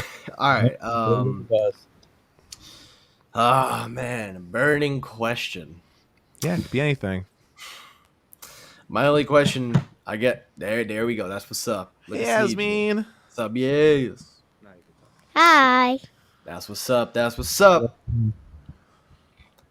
I don't know. All right, I'm gonna pass my turn on over to the SMT. I don't think Sneak can hear us. Yeah, so you're stuck. Ah. All right, fine. I'll ask. There you go. Ooh, she just ditched everybody. Oh, okay. That's all good. All right, my question for you, Dennis, is out of all cellular companies, AT&T, Verizon, T-Mobile, who do you think is going to have the better 2022? Like, if you have to predict a year from now, The 'Cause better we're gonna- network plans, like or who's just going to like everything, better everything, plans, overall performance, network. And I say this because I'm hoping by me asking this question, you'll look back at this video a year later and we'll see if you're right or wrong. okay? That's a good question. It's really going to depend on what happens with the FAA and C-band. If things go poorly, and I hate to say it, but if things go poorly, I think T-Mobile will be the best position for the next year. But assuming that the FAA doesn't just destroy everything in wireless, I think that AT&T is in a very strong position. They have a really well-established LTE network. They still got the momentum going from the first net deployment. They already have great brands. They've been doing aggressive promotions and honestly quickly changing the mindset of consumers. I think AT&T is in a good spot for next year, assuming that the FAA doesn't ruin everything. So my prediction is AT&T. I believe next year is going to be a strong year for AT&T, with the possibility of Verizon also kind of somewhat putting their crown back on and kind of stopping the bleeding a little bit. All right, I hear you on that one. And Sneed, I know you were a little bit distracted, but I'm doing something a little bit different. I don't know if I've ever seen a podcaster do this or a host do this, but I'm giving everybody here on the round table a chance to ask me one question of any kind, and I'll do my best to answer. So, All right. a burning question. But Carlos, were you able to think up a good one while Sneed's thinking? Okay, so what are your predictions if you, let's say, how do I put this? So, if it gets blocked, the N77 issue with the FAA, let's just say it did. Do you predict that Verizon and AT&T will go hard on auction 108 and take the N41 licenses, as many as they can, to make up for the N77 delay? There you go. So the question was, will AT&T go hard? AT&T and Verizon, will they go hard because they would be desperate at that point?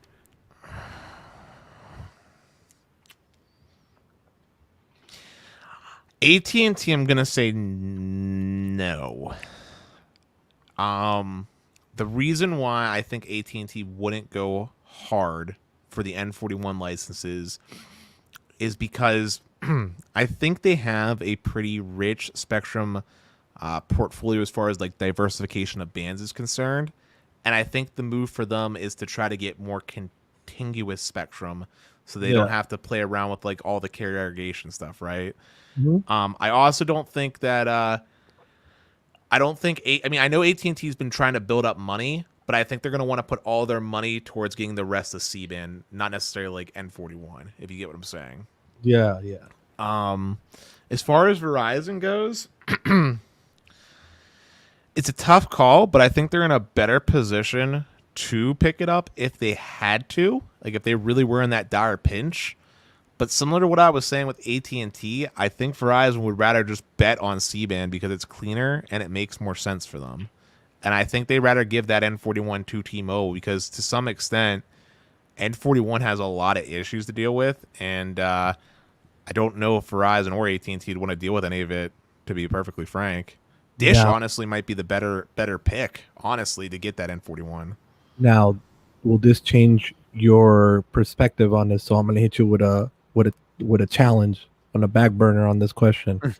So sources have told us that AT&T has 20 billion set aside. Verizon has 12 billion set aside for in case they need to go into that auction and they're ready to roll. Does that change your perspective on that, on the way you answered that question? Knowing that they have money set aside and ready to go. They already do? Yes. I think it would be a legit last-ditch effort, honestly. Like, I really do think it'd be a last-ditch effort for them. I could see them doing it, but I could also equally seeing them just taking that money and, say, putting it in the more millimeter wave deployment or putting it more into offloading traffic off of macros. Like, I'm gonna stick with my guns. I'm gonna say they don't want N41. Like, I know midband's like hard to come by, but I'm gonna say they would not go big and blow that much money for the N41 when they could just put it towards C-band or something. Okay. I might be wrong. I might very well be wrong, but that's my thought. Now it's Sneed's turn. Let's see what you came up with. All right, man. So You falling asleep? no. Me, I'm starting to pass out a little bit because I got a show in another hour, and I got to wake up somehow. Yeah. Like you I gotta said, get a man, Red you Bull, can dog. you can dip if you got to dip. Oh man. no, We're no, good. no! I'm gonna stay till the end. I'm gonna stay till the end as best I can. All right, 15 more minutes, I promise. All right, so here's my process, right? If C-band gets delayed, the FAA complicates matters, things get pushed back, whatever happens.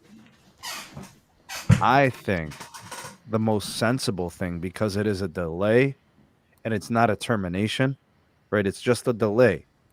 6 months, I don't know, whatever it is.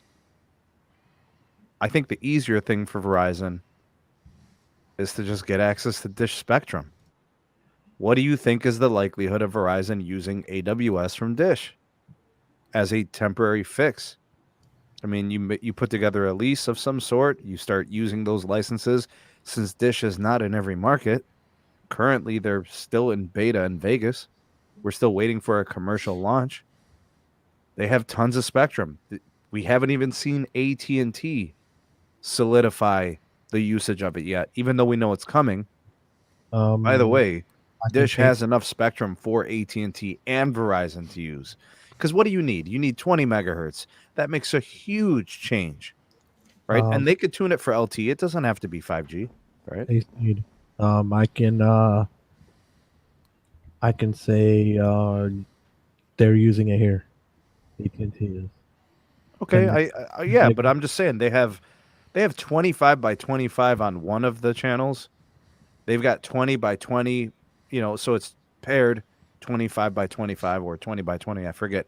And then they have downlink and then they have uplink, like 20 and 20. So like they have tons of AWS, and the carriers have gear where the radios can be tuned for it, right? Just depends on the blocks and all that. So is the question, do I believe Verizon will get access to Dish Spectrum? Is that the question? yeah, do you think they're going to approach it? I could definitely see that happening because it makes perfect sense from both standpoints. Dish needs capital right now desperately. Verizon needs spectrum to deploy to improve their network to more accurately compete with T-Mobile's marketing, essentially, and also to help meet future demands on their network as they keep consistently going. So I could see that being a likely synergy, something along the lines of like, we'll lease the spectrum for say 2 years or something. Dish would not need that capacity probably for 5 years. True. If you think because when they're going to launch their network, even without carrier aggregation, we're talking about probably a 200 to 300 megabit per second average. I want to see how without that works. 5G carrier, so Carlos, you know what I'm talking about, dude. You've seen the RSRP values, you've seen the signal strength around Vegas. Why wouldn't they be able to get 200-300 megabits on an AWS channel? Of course they. But as people requested, we did manage to sneak the bearded dragon in here real quick. Pete. So, Dennis, do you think Dish is going to have more than just a handful of pilot markets deployed by the end of next year? I know I'm going to make Sneed mad, and I'm sorry. But I have very little faith in Dish being able to actually have more than a few pilot markets by the end of next year. So who are they building towers for? I mean, I know they're putting up cell sites, Sneed. Like, I'm not ignoring that because that's a fact, right? Mm-hmm. But the question is, will they have more than a few pilot markets? And by a few, I assume we mean like under, say, 20? I'm going to guess. Well, they got to, by 2023, they got to get to 70% of the population. Like, here's my prediction for Dish. That's like 56 markets or something. Here's my prediction for Dish. They'll get like 71. they'll get deployed in like Vegas, maybe Pittsburgh, maybe the CLE, New York, places where there's lots of population where they can try to get that thing like done. But I don't think the networks in any of those markets for the most part are going to be really truly ready for real prime time. I'm talking real prime time. Like They did Vegas in 3 months. Yeah. I feel. I mean, like, it's not great. Don't get me wrong. Like it's the we know that the beta testing and the early piloting is not great. Like they're trying to do this ORAN thing. You know, they're trying to do this SA5G thing. They've got gear from Japan. You know, they've taken shortcuts on all of the gear. I get it, but it's undeniable that they built Vegas in 3 months. yeah, I mean there might be coverage there, but I think they're going to be relying on AT&T for quite a bit of time. I mean, Sneed, we talked about this behind the scenes, but your worst fear about Dish. Remember you told me if they get a partnership with 3 people, there's no way they're ever building a network? They'll never build national. Well, bro, based off the things that I've heard, they've worked out deals with all 3. Well, they can cover the 70. They'll hit their metrics. Like they've got 2 things they have to do. They've got a general network footprint they have to reach, and then they actually have specific goals for each type of spectrum they have. See, a lot of people don't know that. When you go to the FCC requirements, they have an AWS requirement and they have an overall network capacity population requirement. So it's 70% of the country's pops by 2023, I think June. And then there's actually an AWS requirement, I think, for 2024. And then I think there's one last one for 2025. There's like 3 requirements. If you look at the way those things are constructed, they have to reach those things with each of the different types of spectrum, regardless of how they do it, right? They have to be a facilities-based carrier. They have to cover X number of pops by this date, and they have to do it with the 600 megahertz with the AWS, you know, and all of that. The metrics they're asking them to hit are easy to get. I mean, all they have to do is co-locate. Carlos has seen them dump $15,000 into a site, and they're up. Yeah. You know, so like, and like I said, they're not going to be faster than T-Mobile. They're not going to be faster than Verizon. But who cares? What if you're on a connection on a tower site? Every tower site you go to has 3 people on it because they just have small market share, right? It's going to be hard for them to pry customers away from each of the big 3. You know, and it looks like they've got their sights set on enterprise anyways, right? And they're trying to do this cloud native approach. You know, it's enterprise, it's business, it's new use cases. They're going to be looking at that as opportunities where their growth is. I don't think a day comes where Dish ever has more than 30 million customers commercially, you know. And if you think about it, the big 3 have, between all of them, they've got like 300 plus million connections, right? AT&T's at 105 million, and Verizon's at 120 some million, and T-Mobile's at 108 million or something. I don't know. Like, whatever the numbers are, they're over 300 million. So, I mean, my hot take is just that the market's so concentrated at this point. I think we're going to run into the same issue that's happened up in Canada whenever they try to put a 4th person in. Like, it's going to be so hard for Dish to meaningfully gain growth and to play coverage. Like, I honestly don't think they can do it by them. Like, I just don't think they have the capital. I just don't think they have the money. Dennis, I like Derek's specification saying, do you at least think Dish can get all the NFL cities covered next year? How many NFL cities are there? Can someone help me, Sneed? 30. 30. There's 30. Wait. Are we including New York and Rutherford, New Jersey as one city? Yeah. I don't know, man. I have MetLife. no idea. MetLife. MetLife. All I know is Buffalo Bills is the only New York team here, so that's all I care. I think 30 cities is maybe doable. mean- Maybe. I remember Sprint in Rutherford, New Jersey. They were posted up on the other side of the river in New York. Well, I mean, if they were able to do in 3 months here, bro, I don't see why they couldn't do the same in other markets. And there's been people already sending me a lot of screenshots with or pictures that they took, in Tampa, Miami, places like that, Dallas, Houston, Thank goodness. Louisiana. Thank goodness he said Like NFL teams, not NBA. they literally got towers already there, like they're deploying tower sites. Also, Pete, you beautiful human. I'm going out to Denver on January 4th. We need to properly connect when I'm down there and grab a proper brewski together. How long are you going to be out there? I'm going to be in Denver until the 11th. Yeah, the 11th. The 11th is when I'll be leaving Denver to go down to meet Carlos down in Vegas because I'm going to go eat at the he booked an appointment for us for Hell's Kitchen. Aw, that's nice. So there is a chance I'd have an easier time the 11th in Vegas. Oh, hey. Hold on. Do I need to update the Hell's Kitchen for 4 people? Because Greg's going to be down here too. You might, if you read the private chat, I'm talking to Carlos about something the wife wants to do. I didn't even notice this. Yeah.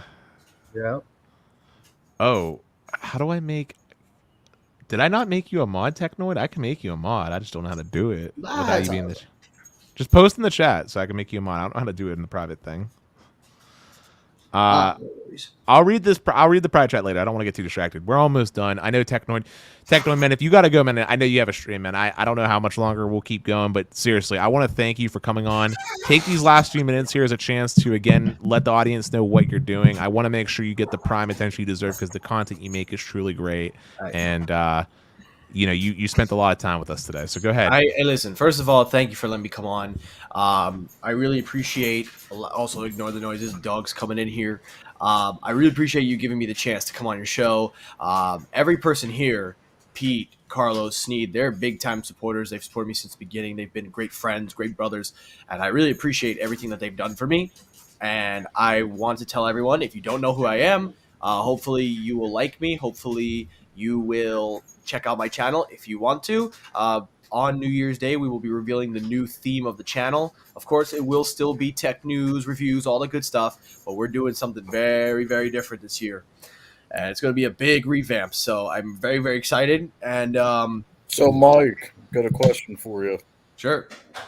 When reviewing 120-watt chargers, are you going to be testing them with 120 watts? Oh, shit. All right, well, if I ever get a 120-watt charger,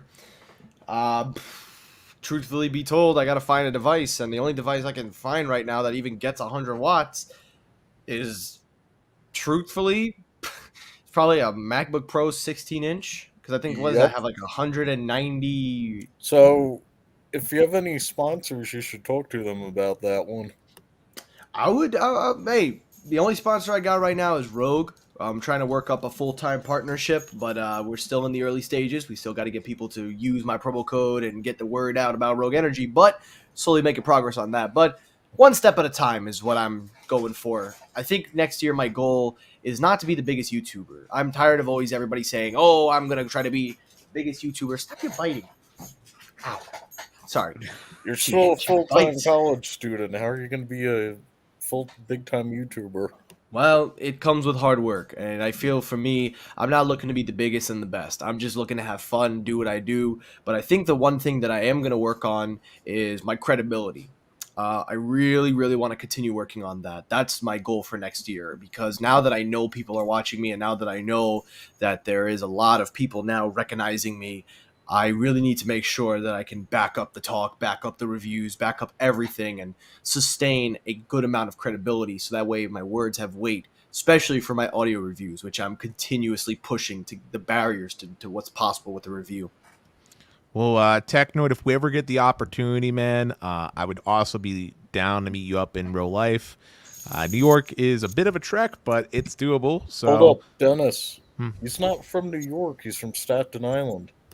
The Forgotten Borough. The Forgotten Borough. Well, maybe we can meet somewhere in the middle. Philly, maybe. We'll get a Philly cheesesteak. Definitely. I'll take you up on that one. All right. Well, Technoid, thank you again. Guys, make sure you check out his stream later on tonight. That'll be going live in about 30 minutes. I'm sure we'll wrap up before then, but you got to get ready, Technoid. Do Yep, your I thing. got to get going. Thank you once again, Dennis. Hopefully we could do this again, maybe with Stetson. If not, I'm completely fine bringing you on. You're always welcome on my channel. I appreciate your support. I appreciate everybody watching tonight. I'll see you guys on my channel. Los, Sneed, Pete, it was great to have you as always. Have a good night, everybody. Stay safe, take care, and peace. We'll catch you in your podcast, bro.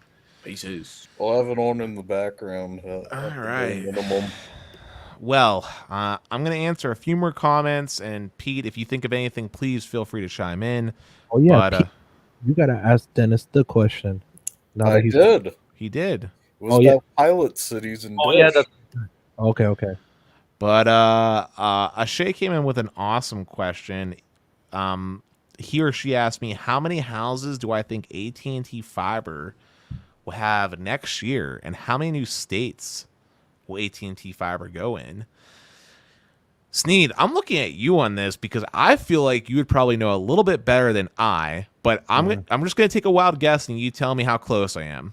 My prediction is that AT&T will add at least minimum 500,000 new homes to their footprint. And I think if we're really lucky, they might be able to get to about 750,000 new houses connected with fiber. Yeah, I think those numbers. I think that's quarterly, man. I really Quarterly? Yeah, I think they got their hearts set on really going in big, dude. I don't know if they'll ever get to 500,000 quarterly. I mean, I know what their goals and ambitions are. You know, I'm there's so talking many about for the factors. year. Well, they want to. I'm telling you, dog. The goal is they want to add 5 million a year. They want to be at 25 million by the end of next year. They have big ambitions, and they feel good about where they're at with their spot in the supply chain, which is as vague as it gets. And then a wrench gets thrown into the woodworks, and now what? We saw what the pandemic did, right? So I don't know. They have goals, they have ambitions, and like Roger Etner said, when I was growing up, I wanted to be an astronaut, and here we are having this discussion.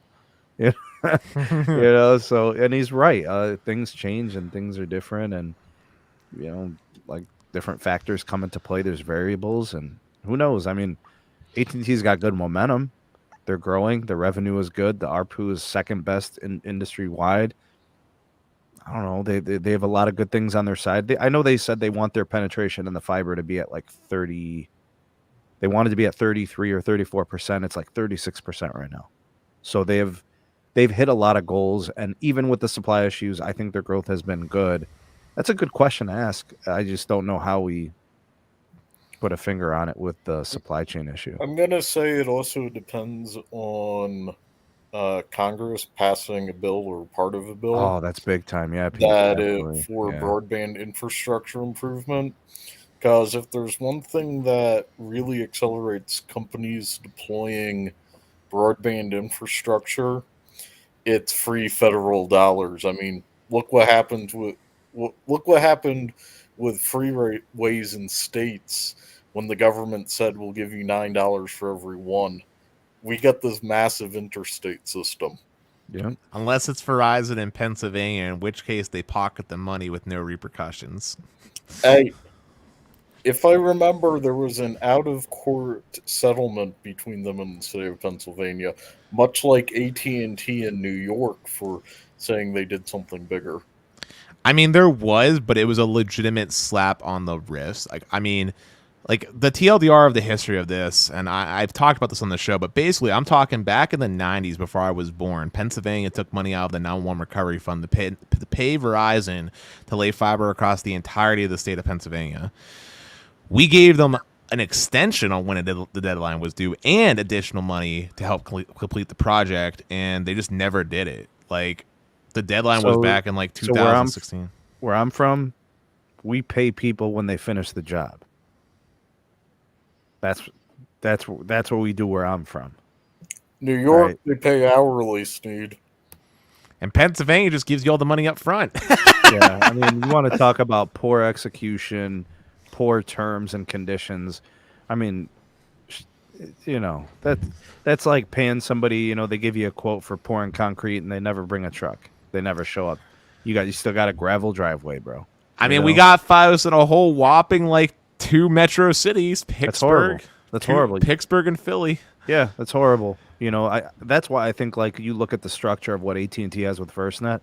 It's the only way to do it. Dude, I would kill to have AT&T fiber. I know it had some problems with with the ping and the peering that you were having with various servers you were testing. It's like 5 to 11 milliseconds. It's fine. But I would kill to have AT&T Uverse, man. The pricing is it doesn't so go much down, and the price is great. Yeah, the pricing is literally a good $15 cheaper than what I pay with Fios. Imagine if you can have CenturyLink. The CenturyLink, is that the golden standard, Los? Bro, No, it is. no. Next Well, Light's the golden standard. Wait, who? Yeah, Next Light, that's a gold standard. Yeah, municipal fiber, baby. That's where it's Yeah, at. but from what I understand, Muni Fiber is not all that great. Like Pete's Muni Fiber is good. Depends on the municipality. Yeah, it's situational, just like a business would be. Like that's why Pete doesn't have reservations throwing money at whatever it's going to cost. He's like, these are people that live in the city, work in the city. You know, they keep us connected. They do a good job, and you know, I don't blame him. He's got the right approach. If this is the gold standard for an ISP, you call them up, they ask for your address, your street address, and then they don't try and sell you. They ask you if everything's okay, and they troubleshoot every piece of networking equipment you have. Hey, Pete. Did they allow you to purchase a static IP address as a residential consumer? I can get that for an additional $35 a month. Ooh, that's 35? 35? That's expensive, homie. Listen, look, you guys have heard me rant and rave about Armstrong Cable, but bro, they gave me a static IP address for free.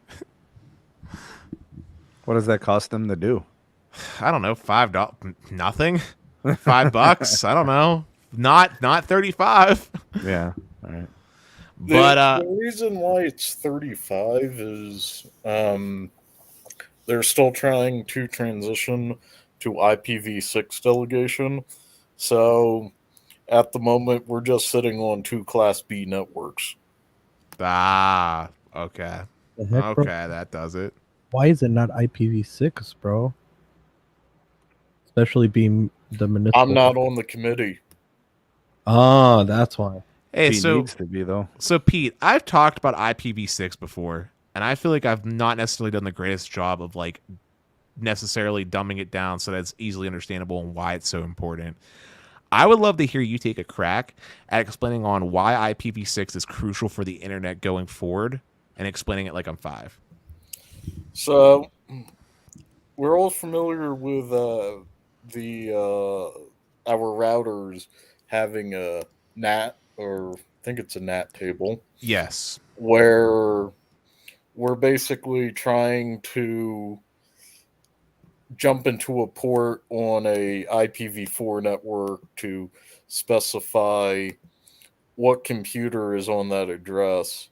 And when we're dealing with an IPv4 based ISP, what happens is the ISP gives us a particular inbound port, and they do a NAT transition to our router, which then does a NAT transition to our computer.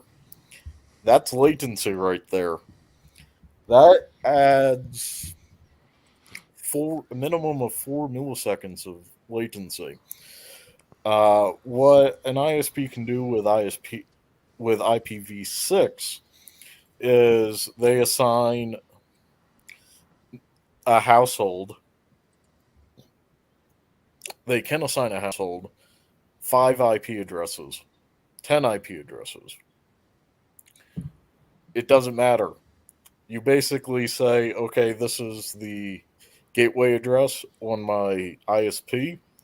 The ISP can give all your devices a unique address in their network, killing the latency, because they're literally saying, okay, we're getting this IP address inbound here, and it's registered to us. Send it to the router. The router goes, "Oh, this is for this one," and just does it. No lookup whatsoever. Um, there's one downside. We have done a lot of hardware optimization to speed up the NAT tables, so that's going in the dumpster. I just want to take a moment to explain some high level stuff real quick in case people don't understand, in case you haven't seen previous episodes. But for people that don't know, an IP address is basically like the digital format of your mailing address. It's how a computer is able to get packets of information to your device, essentially. And Pete, correct me if anything I say is too simplified or too wrong when I say this, but basically the way we currently do things is ISP gives you one IPv4 address for your household. There is a... Nope. No, I'm wrong. They give you a port selection for your IPv4.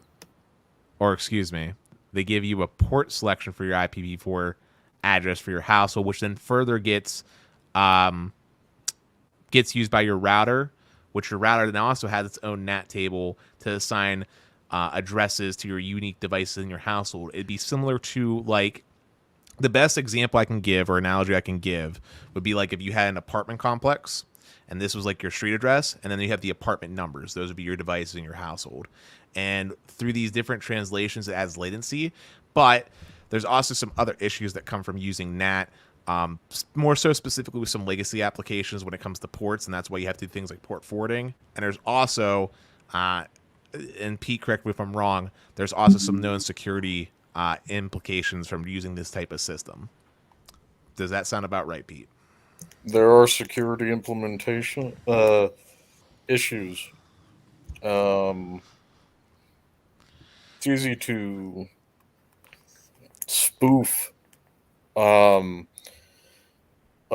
person based on knowing multiple NAT forwardings in the IP base station, since we're basically a forward of a forward. So there's a bunch of lying that can go on in there. With IPv6, the ISP can have a firewall blocking malicious traffic going into their, I'm going to say subnet range, but it's not a subnet, it's a block. Because when you say to ICANN, I want an IPv6 address, they go, here's 65,535. You go, I want one. They go, here's 65,535. Carlos, Sneed, do you guys understand what we're talking about, or did we make it too detailed? No, we're good. Nice. I gotta get going. I gotta go the delivery. So thank you for having me on, bro. I appreciate you, man. Salute, Carlos. Next one, thank you. All right, thanks, Carlos. Hopefully, I'm seeing you soon, man. Let's hope you're I'll talk. I'll hit you. taken care of. All right. All right, Pete. Later.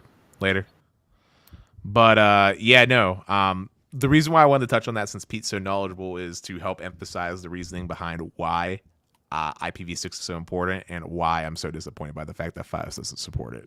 Good. T-Mobile's not putting it on their home internet, I don't think. I'm not sure if Verizon home internet has it either. I have to check, but I'd be surprised if T-Mobile wasn't, because T-Mobile has been doing their cell phones IPv6 only for at least 3 years. Which also has its own problems, because some legacy things that don't support IPv6, like say remoting into your security camera, sometimes won't work without having to use a VPN on T-Mobile's network. So that's its own host of issues.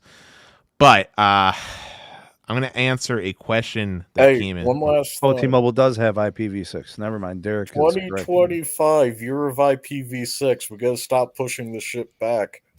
Seriously. All right, one more question, and then we'll call it.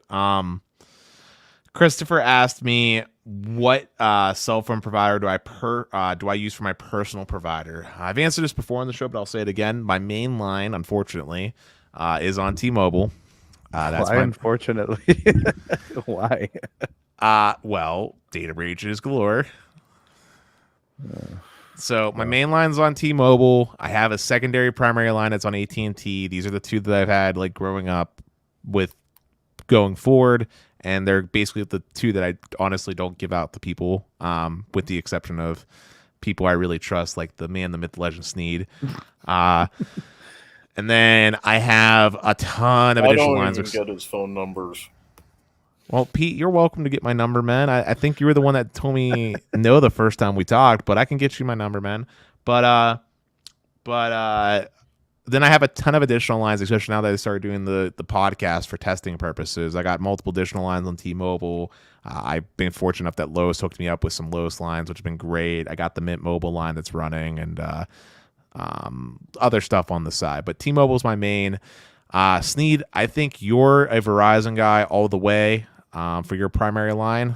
And then Yeah, I mean, in Ohio, at least now at this point, I think for the most part, you can have whoever you want. Once Sprint and T-Mobile merged, I think a lot of the coverage gaps that the two of them had kind of got plugged because they combined. That's an So, understatement, Sneed.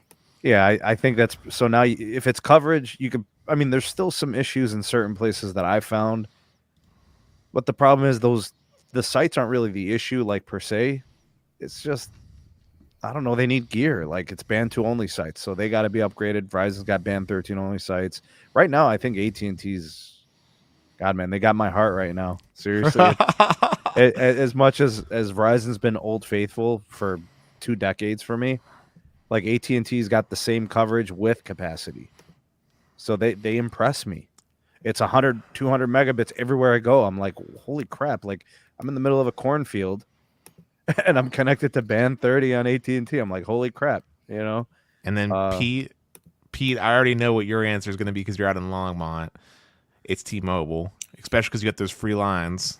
But I will admit, I do also have a Lowe's mobile AT&T, and He don't like it, dog. He don't.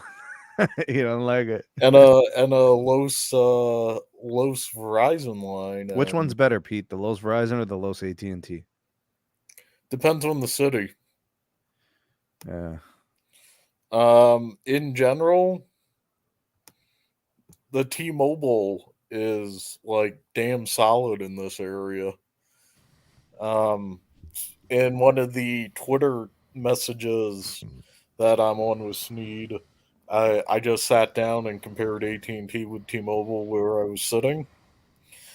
T-Mobile, band 71, 12, 15 megs down, 5 megs up. You know, nothing amazing until you looked at the AT&T where I was at 1.35 down and 0 up. You know, Pete, I used to have band 71 in my house, 12 by 5. Now I don't. I don't know what happened, dog. Wait, they took it down? I don't know what happened, bro. I was sitting on the couch one day, like last week. Eating And cereal? Eating cereal, bro. Random speed test. I'm like, cool, 12 by 5. This is great. Nothing week to later- complain about. A week later, no, it's gone. And now I have to be by the front window by the porch to get 2 by 0.1 or something. I don't know. What did a badger climb up there and just yank the antenna? Like, I have no idea what happened. Well, You'd be if surprised RF how often that happens. If RFK was in the chat, he would probably be saying it was the skunk gapes. The skunk skunk gapes. apes were wrestling and they just shifted the antenna or something. I don't know. But last night I was sitting in bed and I looked at like Yeah, this what is my bull right here. This is T-Mobile bull. was connected to. I hate you, Pete. I was what was it, like 385 down on 385 by like 15 in his bedroom, dog. on M41, and I'm like, now Yeah, I I'm hate turning you. on my Wi-Fi again. Yeah, because your Wi-Fi's got the better uplink. Yeah, Yeah, Wi-Fi. Well, I still hate you, dog. Uplink. I still hate your guts for having N41 in your house. Well, guys, I'll hug you, man. I want to thank you both for making the time to do this with me so we could have another awesome show with the fans. I want to Thanks, thank Dennis. everyone that came out to watch. I want to thank all of the new subscribers for helping us get pushed past 900. And as we round up this year, I just hope everyone has a good start to their new year. I hope that any holidays that you all celebrated were healthy and well. and we'll definitely be seeing you guys next week, which will be an extremely special podcast because, as was slightly touched on earlier, it's going to be one that's done in person with Stetson, which is going to be really exciting. Nice. So I'm looking forward to next week. Pete, I'm sorry we don't talk as much. Hey, I'm gonna if get you. I'm not headed to something to do with Carlos, you might want to rope me in on that one just for shits and giggles. What the IRL podcast Yeah. about? Yeah, man. I mean, you're always I'll bring some welcome. beer. You know how to bribe me, huh? Okay. Well, look, DM me your number on Discord. I'll text you, and that's the best way to communicate with me. Sneed knows that's the best way to communicate with me. So that's what will happen. But yeah, thank you, everyone. I'll see y'all next week. Sneed, thank you again. You're Pete, welcome, thank man. you again. But this is By going to the be peace way, out. Oh, what up? My cell number is actually publicly available because it's business. Mm-hmm. So Well, you That's better right. be careful because the trolls might see that. He ain't Hey. worried. He ain't worried, bro. Google filters them. Yeah, he ain't worried. We do pixels, dog. Yeah, it's like I got a troll asking for something weird. I got a notification of it, and then a second later, automatically move to spam. There you go. Gotcha. Well, guys, this is Peace. Thank you again, everyone, for coming out. I hope you enjoyed the show. Hopefully, we were able to share a little bit of info, and hopefully, we kept you entertained for a little bit during these interesting times. But I hope peace. I was entertaining. Peace. Take care, guys.